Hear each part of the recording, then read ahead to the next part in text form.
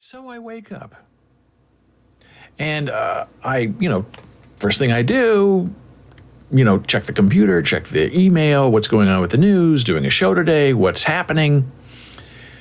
And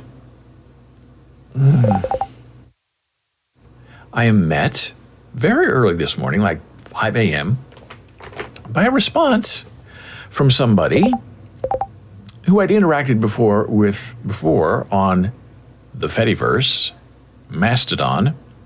We run our own instance at Boles.xyz.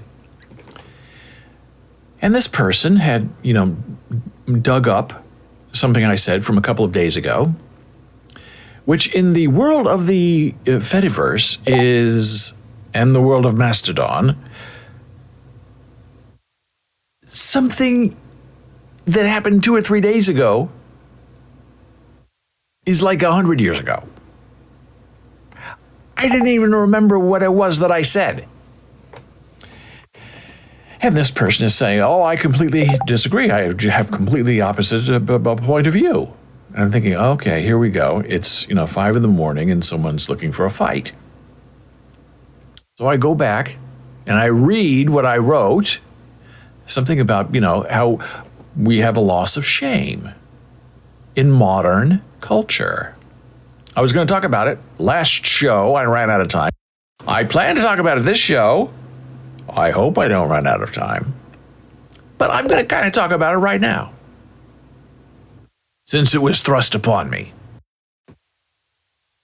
And then the cascading consequences of that decision.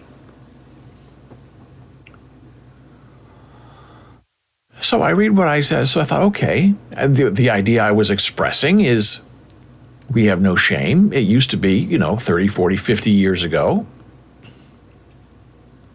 If you misbehaved as a child, your parents would say, shame on you. And you get a timeout or you go apologize to the person you insulted.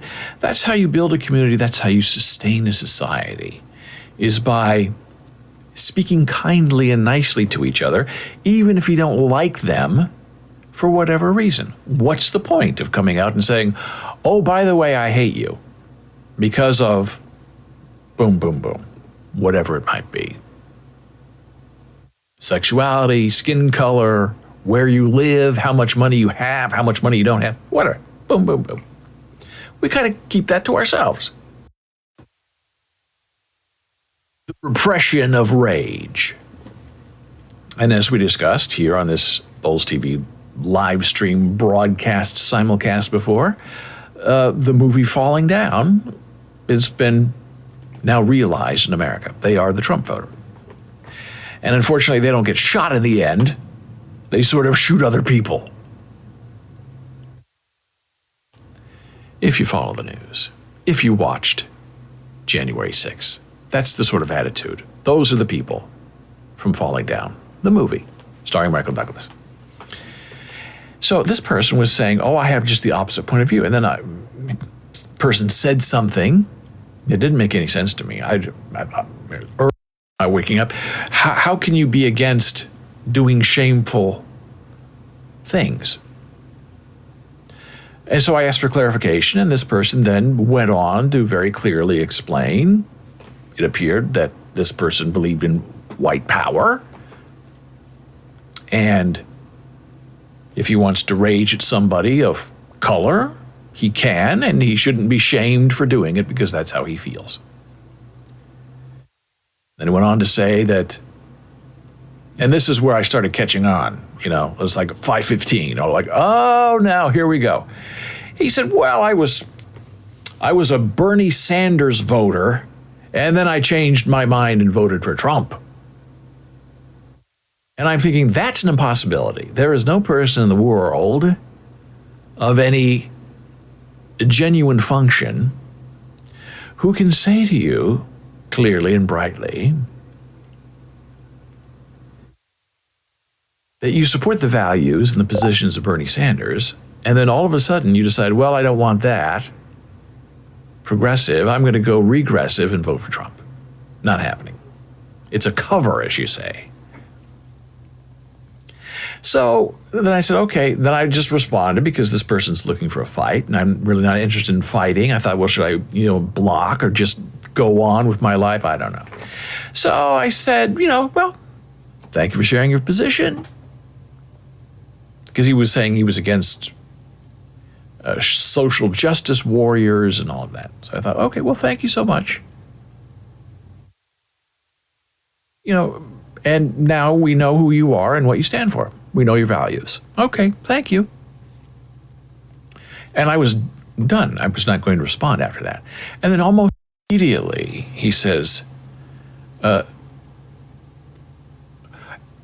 had also asked, he used the word those people, okay? And we know what that's a code word for. Those people.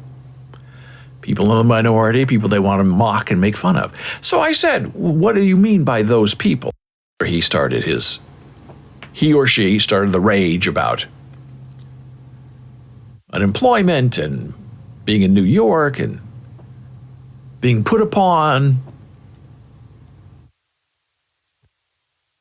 And then that's when I said that, then that's when I replied, said, okay, thank you for, clarifying and explaining, appreciate it very much. Now we know where you stand and people can read for themselves. And then this person replies back immediately and says, are you one of them? Meaning, in context, are you one of those people? And honestly, I really didn't understand what the point was. Why I was even having this conversation. I thought, well, I'm not going to do anything right now. I'll just think about it. And then about 5 minutes later, what they do is they brigade. Another person that I've never spoken to before pops up and says, oh, my friend is right. You have to listen to him, her. And a whole paragraph of that sort of, I support misbehaving, being shameless in America because I have no shame, because these are my beliefs and you can't take them away from me and you can't shame me for using them. And if you do try to shame me, then I'll just go harder at you and whatever you believe in and you like. Okay, so now I was awake, 5:30 in the morning. Okay, now I know what's going on. This is the early days of blogging where people show up, give you a hard time, you have to block them, get rid of them. They say you're violating their sense of free speech, and meow. So I said, okay, I just block. And I did it, which means they cannot appear on my server as them. They can always try to come back as something else. And that's usually what they do. And then they also try to, once they've been blocked, well, they're not happy with that because they want to fight you. And they want to be in public, and they want their friends to come and fight you too. They have no shame. They don't want to be shamed. They don't want to live in a moral society. They want to live in their own society. And so I immediately see that this person who I just blocked on Mastodon had gone to our Discord server and made a couple of snotty comments and posted some images. So I banned the person there, removed all the offensive content, and we have very good moderation tools on Discord. So turn those on, put them on high, and then you think, well, the next thing they're going to do is they're going to go to my instance and try to register. So they'd be on my instance, Boles.xyz, and spewing all kinds of hatred. And I had turned off the ability to sign up without being approved first.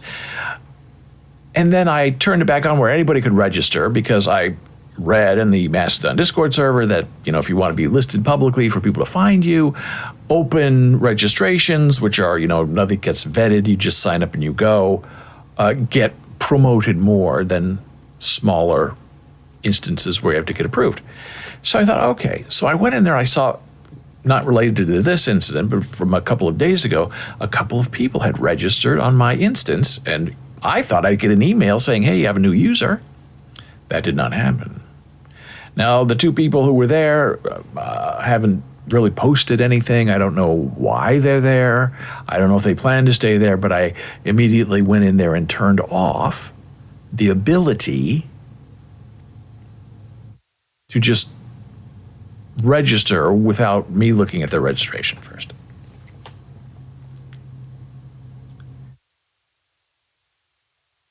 So then I realized, okay, I know that the Fediverse is a wild open, Wild West place. And I knew somehow, somewhere, there were ways where you could just block these hate servers right at the beginning. They can't come on, they can't talk to you, just block them. Because I don't even want to read what they have to say in order to block them. I don't want them to be there in the first place. I just don't have time for it. So I went on to the Mastodon server and I said, hey, this is what happened this morning. What can I do? And almost immediately, a very good guy responded and said, here are block lists. Some of them are very severely blocking, and others are, a little more, tended to, not quite so severe. And you just download them, upload them to your server, and then all of these instances will be blocked. And this is what it looks like. This is one of them. Very lovely. Garden fence. And it's a real freaking shame even to have this kind of thing. This block list is intended as a simple starting point for new server admins who want to protect their users from the worst and most well-known sources of the shameless. Hate speech, racism, sexism, homophobia, transphobia. Yes, I don't want any of that on my server. Harassment, trolling, doxing, stalking. Yes. Alt-right, Nazism, fascism. Yes. Free speech as in bigotry. I'm just asking questions, right? We've all seen it. We've all heard it. Oh, I'm not racist. I'm just asking you a racist question, is what they say. Misinformation, anti-vax, conspiracy theories, sexualization of minors, potential for CSAM, spamming, denial of service, network disruption, abusive bots. Yes. Who wouldn't want that protection? I don't know why it's not built into Mastodon as a base install. You should be able to go there and say, if you don't want all these things on your server, click this button and we'll block these servers from you and for you. They don't, and they didn't, because I know the idea of Mastodon is to be open, everybody's in. And so then you download this file and you import it into your Mastodon and you're done. That's one. That's a small tended to list. Now, here's another one that was also recommended to me. Block lists. This is Olifants. Isn't that great? A Mastodon avatar. Beautiful. And you can have small block lists, you can have big block lists, you can have tiny block lists. Here we go. I took the max block list, downloaded it, uploaded it to my server, and this is where it gets really interesting.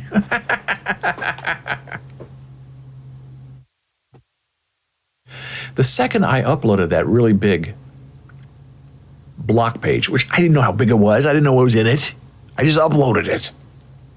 Almost immediately, I get an admin timeout saying your server is now in maintenance mode, which means what I'm uploading is too big for it to handle at one time and quickly. So I waited and waited. Finally, it sort of reloaded. I forced a page refresh. My page domain still there. Admin area a little slow. And went into the block area. I saw that I had now 63 pages of 20 per page domains blocked. I thought, wow, I know there are, 10,000 Mastodon servers or something. So I thought, wow, okay, I guess that's why it went into maintenance mode, because that's a lot to process. Because you have to actively, interactively, block all these instances and then let the good ones in. And then about 10, 15 minutes later, I went back to check to see, if everything was working again. And it was still sort of working, but shaky. And then I saw I had over 300 pages of 20 servers per page blocked now on my instance. Now, does that mean my server is going to be slow? My server is going to be unresponsive? I don't know. Do you want the blocks? Yes, I do. So I go about my day. I upload my cats on my pixel-fed instance. I write my brutalist cat update for the day and getting ready for the show, and everything's kind of not happening. And I'm thinking, wait a minute, what happened to Boles.xyz? So I look, and I see everything is stopped at like 2 hours ago. What do I do? So I look, okay, I see what I posted. Now, the thing from PixelFed that I posted usually arrives in a minute or two, and then it's automatically shared because it's Fediverse. My cat from PixelFed did not show up. I noticed my home screen that just rolls very quickly was not moving and had not moved for 2 hours. Usually my mentions, people I follow, nothing. I said, well, I know that's not right because I always get a little something when I post something. And then I thought, well, I guess maybe I messed up my server. So I contacted my server owner, Mastohost, Ugo. I sent him an email. I'm checking. I think he replied to us as I'm ranting about this. I asked him, I said, I think that maybe I broke my server. And because I haven't had an update for 2 hours, and I'm reading it right now. This is the response from Hugo. Hey, David, probably you uploaded a very large server block list, and your server gave priority to those blocks. So it stopped everything else until all suspensions, blocks, deletions had been processed. When you import a block list, you can be asking the server to delete thousands of accounts and millions of post-media files. This can take a while to process, and Mastodon uses all available resources to process those as fast as possible. Well, that makes sense. So he said, I don't see any errors in your log file, so if you just want to wait a little bit and it'll all, get processed, you should be good. Let me know if you have any problems in a couple of hours. Right before I get ready to do the show, I go in to Mastodon and I, keep refreshing. And hey, look what I see. My old pal, Marley Bits. This was not there. This is 8 hours ago, this is 3 hours ago. But I only saw this 15 minutes ago because I had stumped my server. But doesn't that make sense? If you're uploading something that says block all these terrible places, it does make sense that Mastodon would be smart enough to say, okay, whatever else is going on, pause all those processes, let's upload this block safety list, put that all in place, go in and delete people and delete things. We have a very small instance, so I don't think it was that big. Get rid of all these things, and then we'll start processing moving forward. And that appears to be what has happened. And I love that because that's what you want to have happen.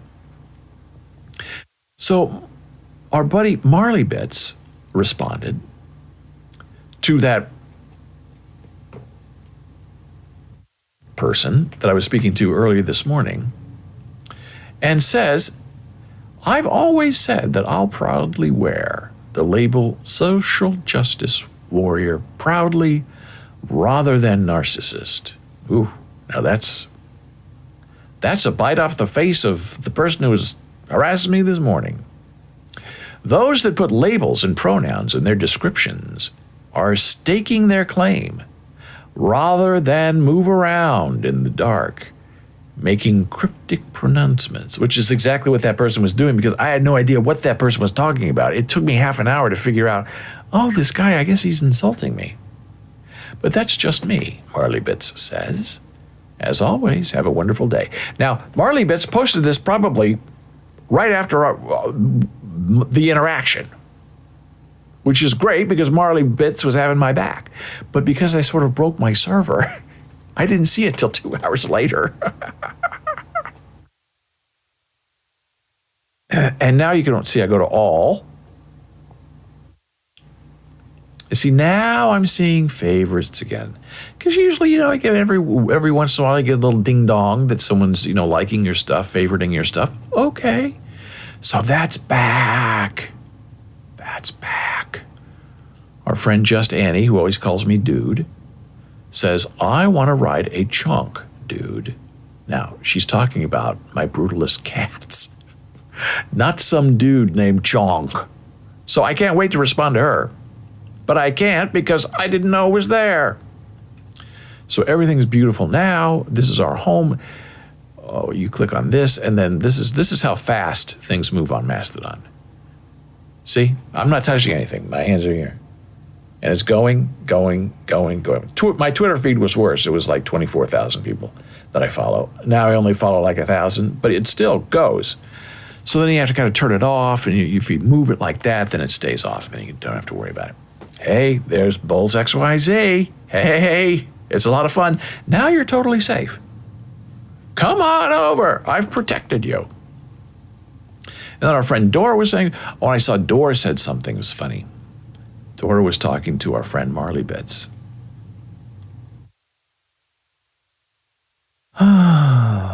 People ask me about my paper cats. And the paper cats have now, I think it's 1,700 likes and 1,500 forwards, boosts. Shocking. I don't know what's going on in the world.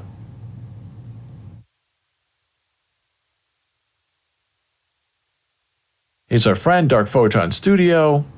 I didn't get that, so I'm going to have to explain all this when the show's over.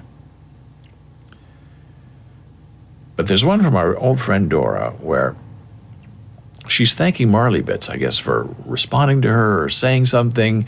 And she says, I don't get the updates here. Here we go. She says, I'm still getting used to Mastodon. Sometimes I get notices and sometimes I don't. Well, Dora, you didn't get notices today for about 2 hours because we were down. But now you are. So that is the idea of shame in a modern world. There are historical examples of shaming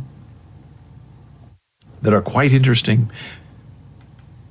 I asked ChatGPT to give me some ideas on shame because what happened this morning is a perfect example of what I'm talking about, that shameless people don't care. Shameless people want permission to go and hurt other people and degrade other people, all in the name of white power, of bigotry, racism, of than you are. I was here first. I'm an angry white guy, gal. So I asked to discuss the moral idea of shame throughout human history and how it's been implemented to change behavior. There's hammering going on around here if you hear it. It's not me. And ChatGPT we had a very interesting conversation about this. Shame is a complex moral emotion that has been present throughout human history and has been used in various ways.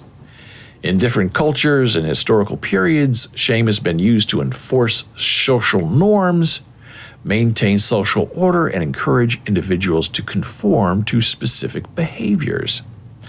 In many traditional societies, shame was a powerful tool for regulating behavior, right? You don't want to be shamed. You want to do the right thing. You want to get along with people. You don't want to go out there and antagonize people just because you're a young, angry person who thinks that other people have your job and your opportunities. For example, in many indigenous cultures, shame was used to maintain social cohesion and encourage individuals to conform to cultural norms. In more recent times, shame has also been used to bring about social change. For example, in the 19th and 20th centuries, social reformers used shame to raise awareness about issues such as slavery and women's rights and child labor. By highlighting the negative consequences of these practices and encouraging individuals to reflect on their own actions, reformers sought to create a sense of shame that would motivate people to change their behavior. Then I asked a follow-up question. Well, what happens to a culture when there is no shame? How does behavior change when the shameless become leaders of society, like Donald Trump and his 5 a.m. followers? A culture without shame, ChatGPT replies, can lead to a breakdown of social norms and values, as individuals feel free to engage in behavior that is considered unacceptable or immoral. When shame is absent, there may be a lack of accountability for one's actions, as individuals may feel that they can act without fear of social repercussions. That's what they want. I say what I want to say. Don't shame me. ChatGPT continues, this leads to a decrease in moral behavior, as individuals may feel free to pursue their own interests and desires without considering the impact of their actions on others. When the shameless become leaders of society, that can have a significant impact on the culture and its values.